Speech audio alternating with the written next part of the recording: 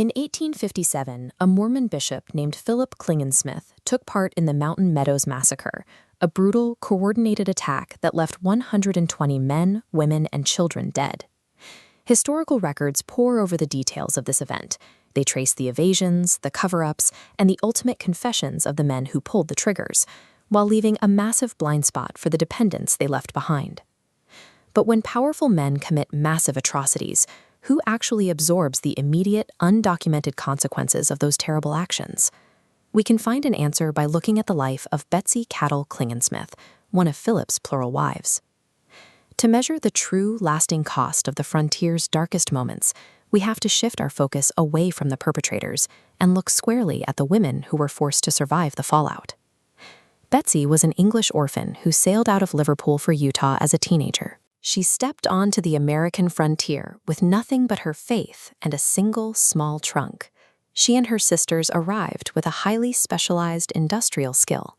Back in England, Betsy had worked as professional ribbon weavers. Betsy quickly adopted this knowledge to the harsh Utah environment. She took local wheat straw, cleaned and bleached it, and pressed it into sturdy, desperately needed hats for the local settlers.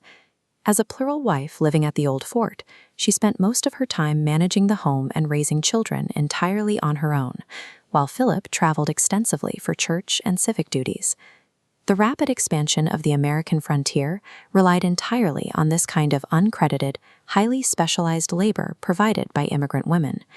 That relative stability fractured in 1857.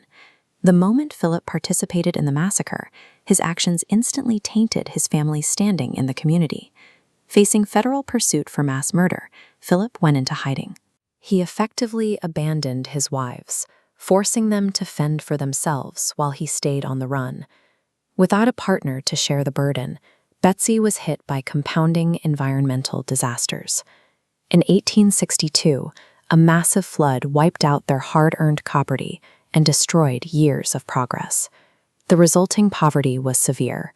Her daughter later recalled that major holidays were celebrated with nothing more than a piece of white bread covered in molasses. The emotional breaking point came when Betsy's 16-month-old son, William, died from teething complications.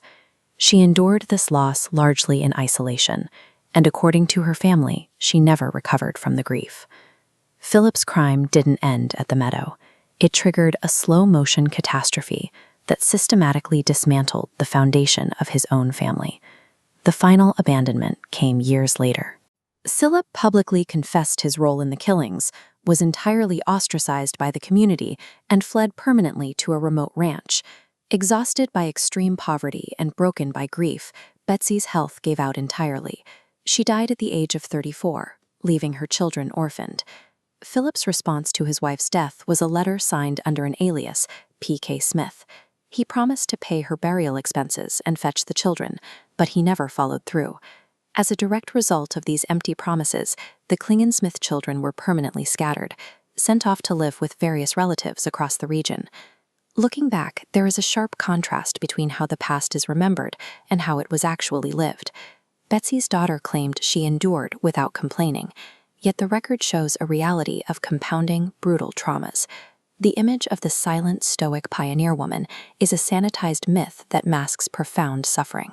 True history is defined by the forgotten women who were forced to endure in the shadows of infamous men.